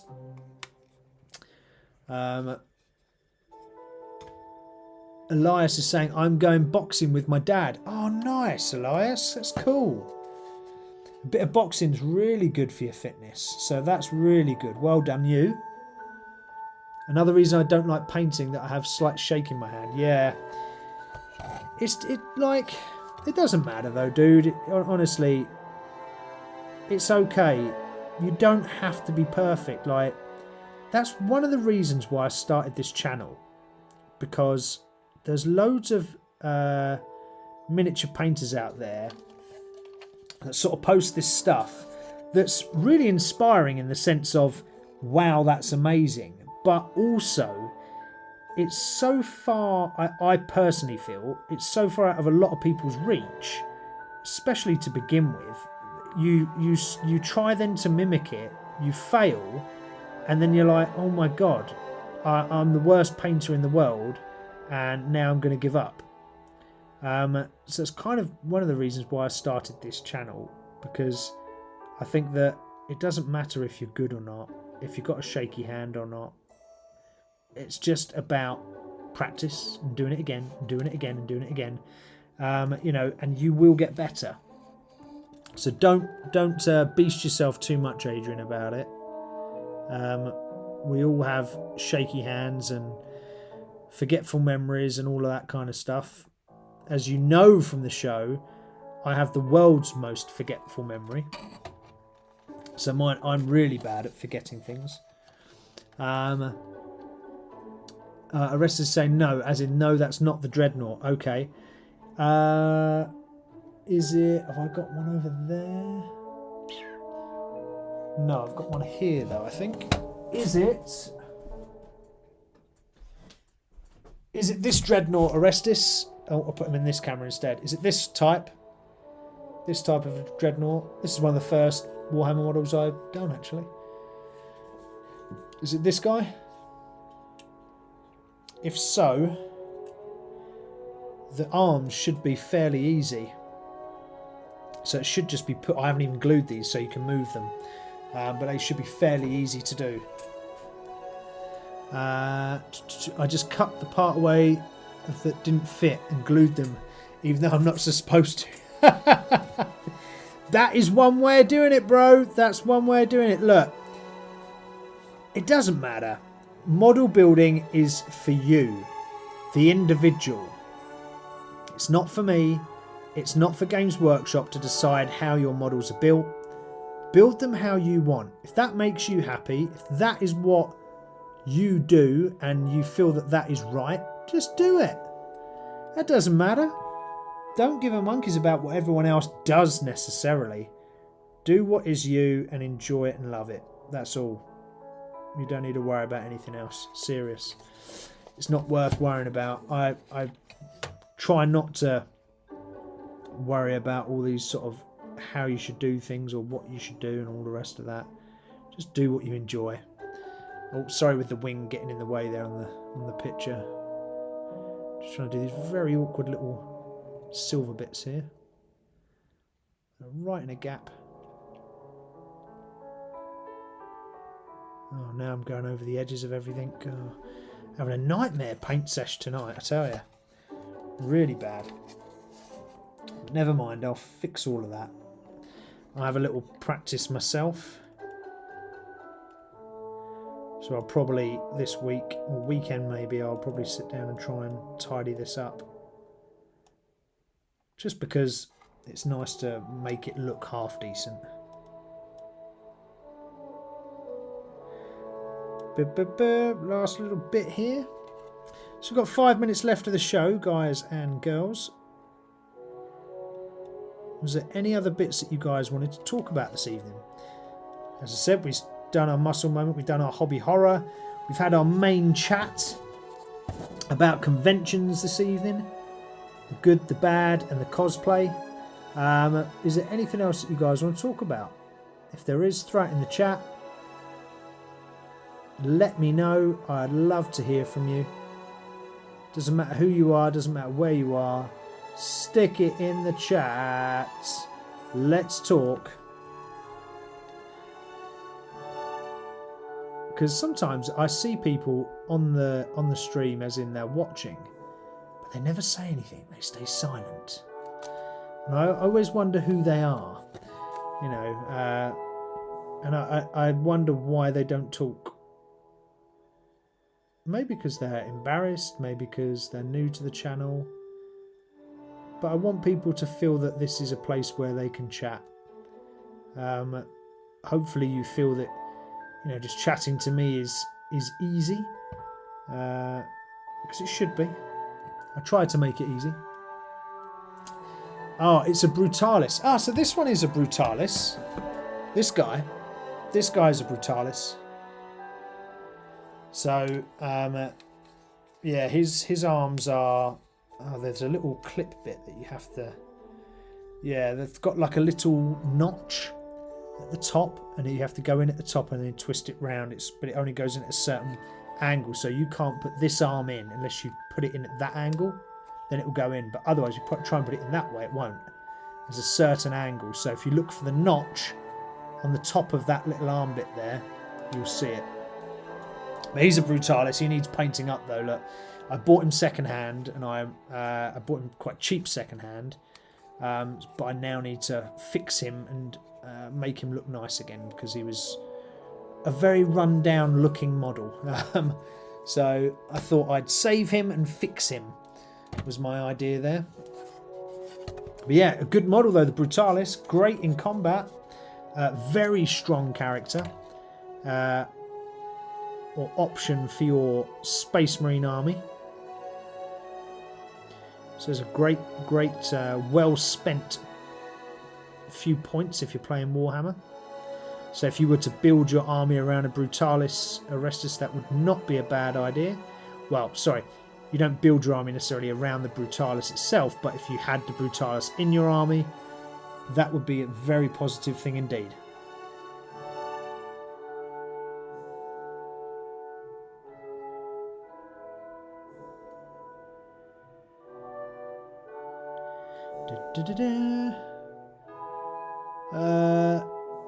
Brutal. Oh yeah, the Brutalis does have a power claw. You're right. Yeah. What's that one called that I've got? It's a. Let's see. Redemptor. That one's a Redemptor. They look exactly the same, but they do look exactly the same. There's no difference, I don't think, in how they look. It's just the armaments that they have, because there's another one as well which I always forget the name of, and that one has no melee and it's all shooty, but not particularly strong shooty. I've forgotten which one that's called, but there is another Dreadnought as well that's again same Dreadnought frame but different weapon options. But they're all the same build, I believe. As in the plastic that goes into putting them together.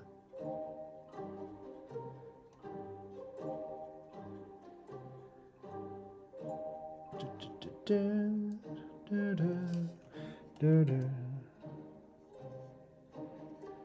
dear. Gone right over the edge again. Oh, Orestes is off. Good night, dude. Take it easy. Don't stress too much on that Brutalis. Reason why I was thinking mine was a Brutalis is because I used mine as a proxy in my last Warhammer game that I played with Space Marines, and I had the Brutalis because because I wanted some heavy hitting melee. So I did use the Brutalis stat block, that is. JPC's in the house. Still at work though, buddy. Oh man, that sucks. But you're here, so, you know, although, albeit the last sort of few minutes, you are here, JPC. Recognise JPC in the house.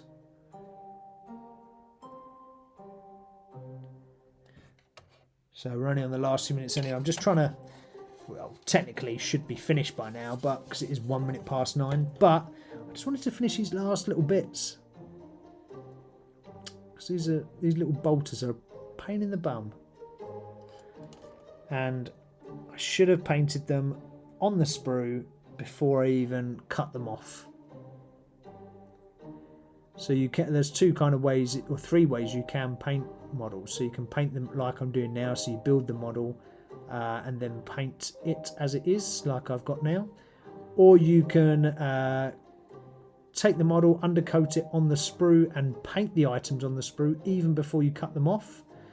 Or you can cut the parts off the sprue, and then once they're cut off the sprue, you can then paint them. I actually quite like painting them when they're still on the sprue.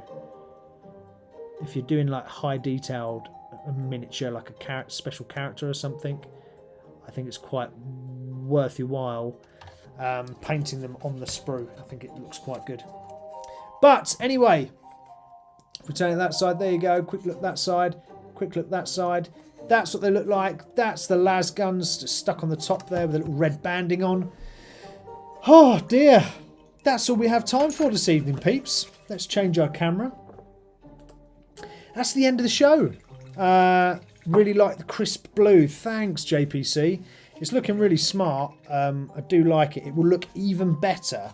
So if you look on here, once we get to the detail and start filling all these little lines, I've got a little tip for showing you to do those little lines, and it makes the blue look even better.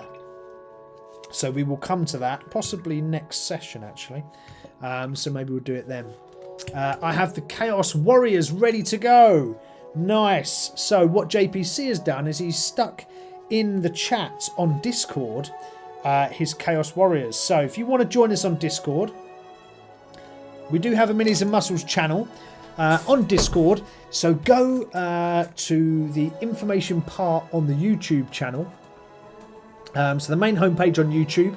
In there you will find a link to my link tree.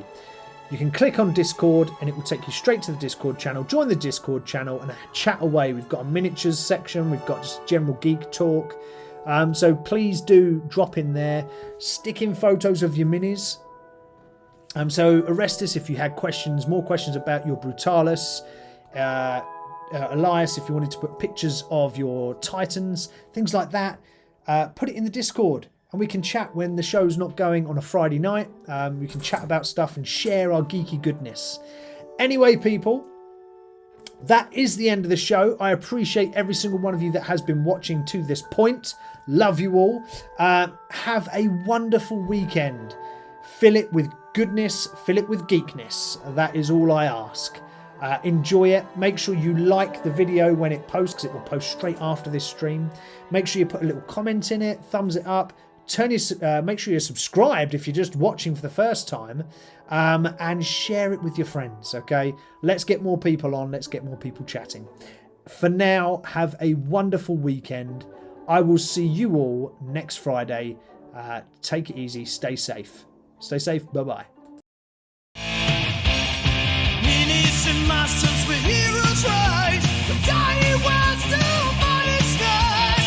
Rushing air, where power we fight. Strength that breaks you, night in the night. Where the brawn meets the brawn. Your story's told in this love imagination mode. With every stroke, adventures unfold. Minis-N-Muscles, heart and soul.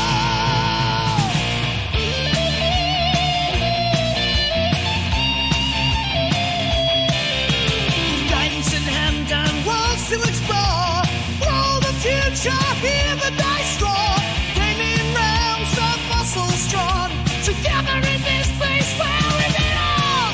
Golden spells casting dreams until the dawn, leveling up and the world to follow. With painted heroes shining bright, venturing on.